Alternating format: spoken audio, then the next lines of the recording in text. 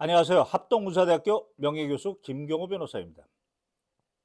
어제 국회에서 계엄 사령관 발언을 듣고 저는 첫 번째 든 생각이, 제가 군에 더 있었으면, 제가 법무로부터 쫓겨나지만 않았으면, 이런 생각이 들었습니다. 이번 비상계엄에 등장하는 박안수 장군, 여인영 장군, 이진우 장군, 곽종근 장군 모두 다 제가 육군대학 시절에 대령으로 진급해서 대령 진급 과정에 들어와 저한테 지휘관의 권한과 책임에 대해서 2시간 강의를 들었던 제자들입니다. 이번 계엄사령관의 발언을 듣고 국방부 장관 김용현이 정말 무슨 짓거리를 했는지, 이것에 대해서 국민들에게 낱낱이 판단할 수 있는 기준을 제시해드리고, 그리고 향후 군 후배들이 이를 경계 삼게 하고자 오늘부터 시리즈로 영상을 제작하고자 합니다. 먼저 어제 계엄사령관의 발언을 듣고 저는 제가 군에 좀 더 남아 있었으면 하는 생각이 먼저 들었습니다.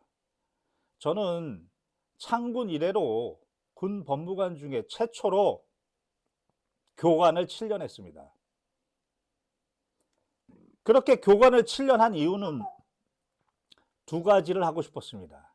첫 번째는 바로 이번 사태에 등장한 계엄법에서부터 전시 대기 법령까지 작전법에 관한 교범을 하나 쓰고 싶었습니다. 군에는 이게 없습니다. 사람으로 치면 척추에 해당하는데 작전법에 관한 교범이 제대로 된 게 없습니다. 이것은 너무나 대작이었습니다. 시간도 많이 걸립니다.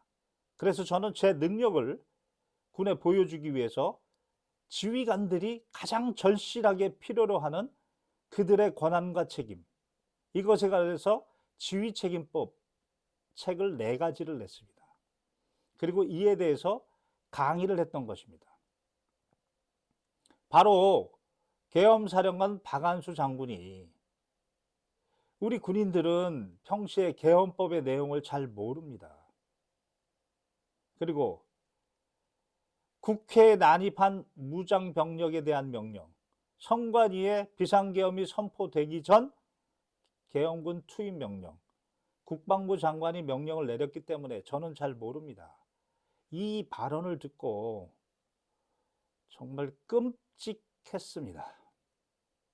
제가 군에 더 남았다면, 분명히 박 장군이 나한테 전화만 했다면 이렇게까지 사태가 위헌위법으로 가지는 않았지 않았을까.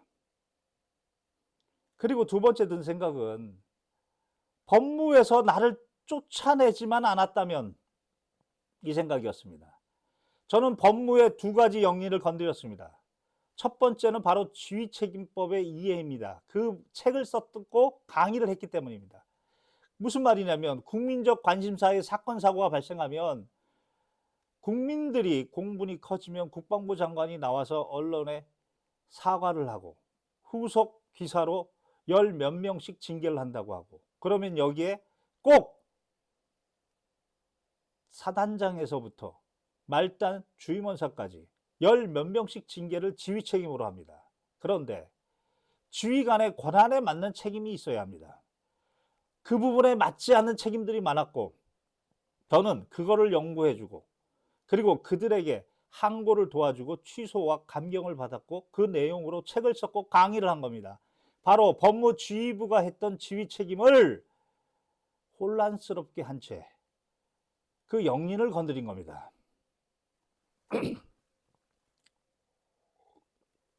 2번째는 1998년 2월 24일 고 김은중이 육사 52기입니다. 국방부는 당시 모두 자살이라고 했습니다. 그러나 제가 우연히 접한 대법원 판결에는 사망 원인은 불명, 알 수 없답니다. 당시 국방부 장관, 육군참모총장, 국방부 법무관리관, 국방부 검찰단장, 국방부 법무실장, 장군입니다. 이들 모두가 자살이라고 거대한 위법을 저지르고 있었습니다. 그것에 대해서 그들의 잘못을 적는 글을 아버지한테 드렸고, 그리고 그것이 결정적으로 그들의 법무지휘부의 영린을 건드렸습니다. 그래서 저는 그 알량한 중령 4번도 비선당했지만 5번째 진급 보고 싶었던 것도 결국은 실질적으로 쫓겨난 겁니다. 여기서 국민 여러분께 저는 반드시 김용현 전 국방부 장관의 책임을 끝까지 제가 물을 겁니다. 그것에 관한 명확한 기준을 지금부터 자세하게 설명드리겠습니다. 먼저 이 사건 계엄법입니다. 계엄법상의 국방부 장관과 계엄사령관의 권한에 대해서 자세하게 말씀드리겠습니다. 계엄법 5조를 보면 5조 1항에 계엄사령관은 국방부 장관이 추천을 하고 대통령이 임명합니다. 그리고 그 계엄사령관은 계엄법 7조 1항에 따라서 비상계엄하, 행정, 사법에 관한 모든 사무를 관장권, 명령권이 있습니다. 그리고 이 사건 바로 김용현이 국방부 장관의 계엄법상의 권한은 7조 1항에 계엄사령관에 대한 지휘 감독권이 있을 뿐입니다. 이 지휘 감독권이 무슨 의미냐? 이 부분을 자세하게 설명드리고자 합니다. 비상계엄이 선포되자 김용현이는 전군 지휘관 회의를 열어서 거기다 대고 계엄사령관의 부하인 지휘관들에게 앞으로 내 명령을 따르라. 내 명령을 따르지 않으면 항명이다. 있다고 소리를 했습니다. 이게 얼마나 위법한 짓인지, 위법한 언동인지 이거를 지금 설명드리고자 하는 겁니다. 여기서 중요한 게 바로 계엄사령관의 계엄법 7조 1항의 행정, 사법에 관한 모든 사무 관장권과 그리고 국방부 장관의 계엄사령관에 대한 지휘감독권, 그 관계를 명확하게 아는 게 중요합니다.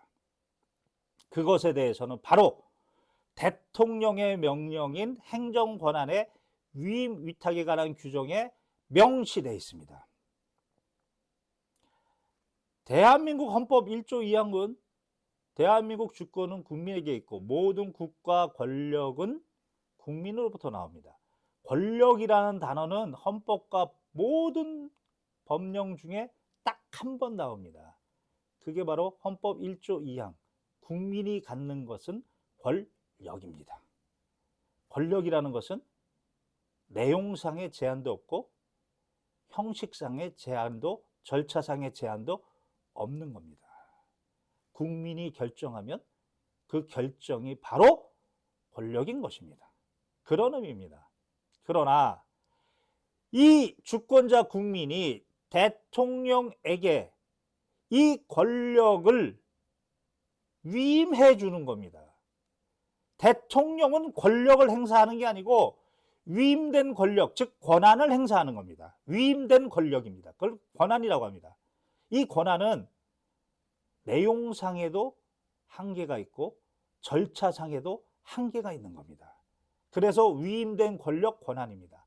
그리고 이 권한은 대통령 혼자서 독단적으로 독재하면 안 됩니다.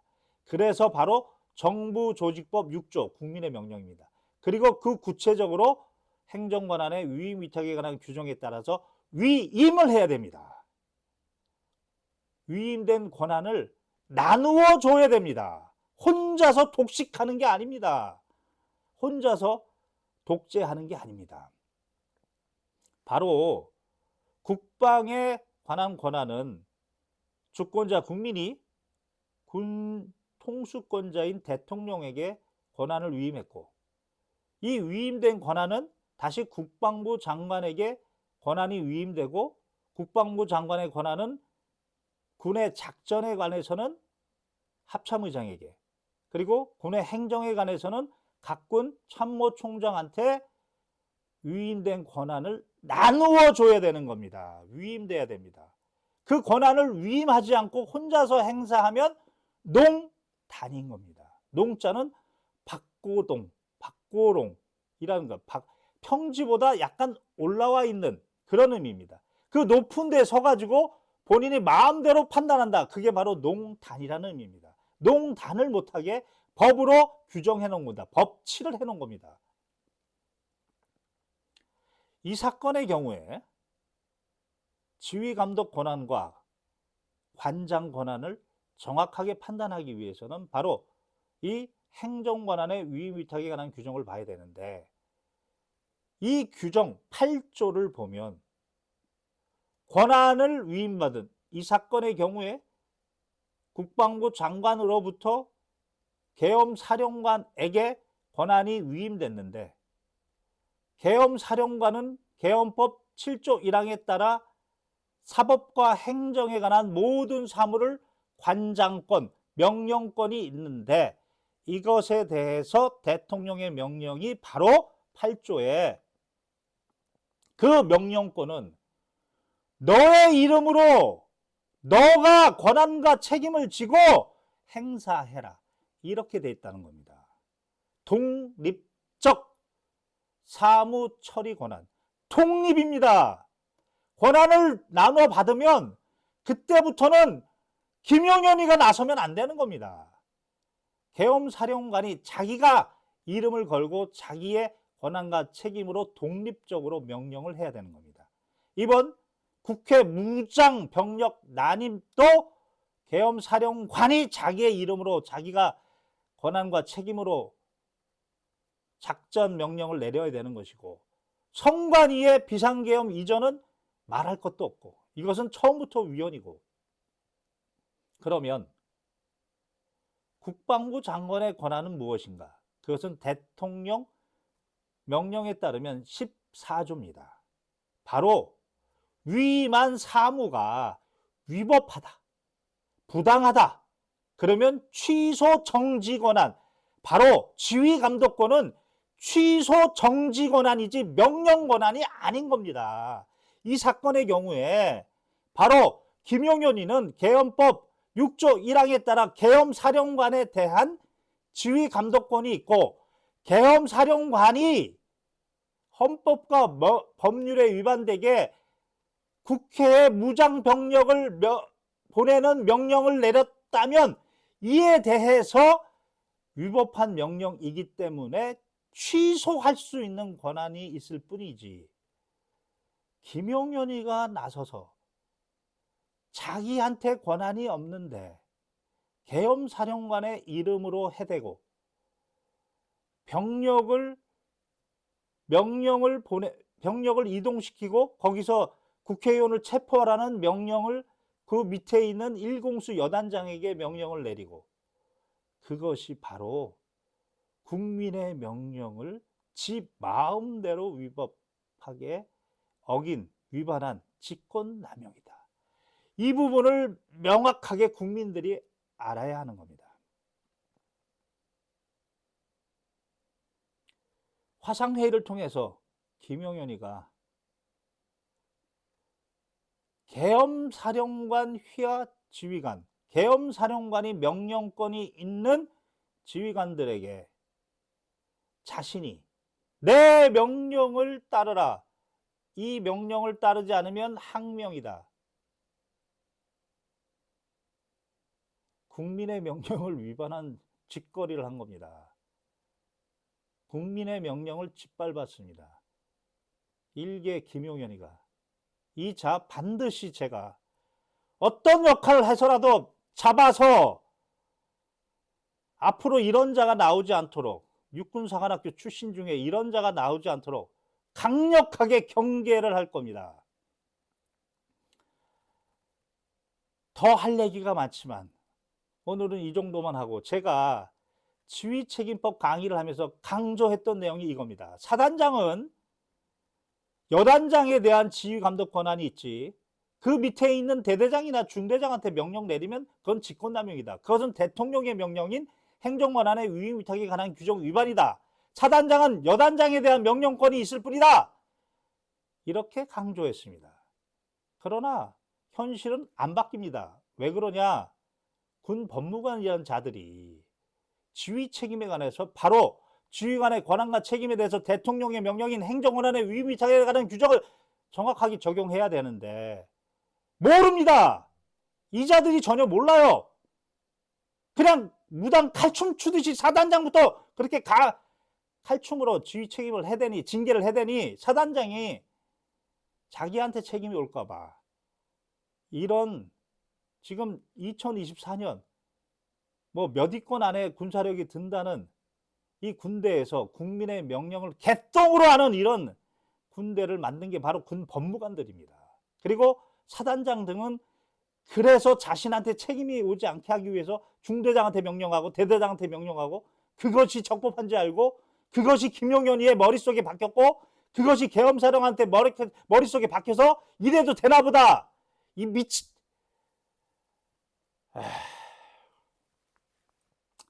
그래서 제가 군에 남았다면, 군 법무관으로부터 쫓겨나지 않았다면 하는 생각이 먼저 들었던 겁니다. 이번 고 최해병 사건도 임성근 전 해병사단장이 자신에게 작전 통제권이 없는데도 중대장한테 명령 내리고 대대장한테 명령 내리고 바로 권한농단, 그리고 이번 계엄사령관에게 바로 계엄군의 이동에 대한 명령, 그리고 이동해서 작전에 대한 명령이 있음에도 불구하고 이를 짓밟아버리고 국회 무장병력에 명령을 내린 김용현이 바로 권한농단, 모두 국민의 명령을 개똥으로 하는 장군들, 그러고도 국민의 장군이고 그러고도 국민의 군대입니까? 정확하게 아시기 바랍니다. 국민 여러분. 이상 합동군사대학교 명예교수 김경호 변호사였습니다.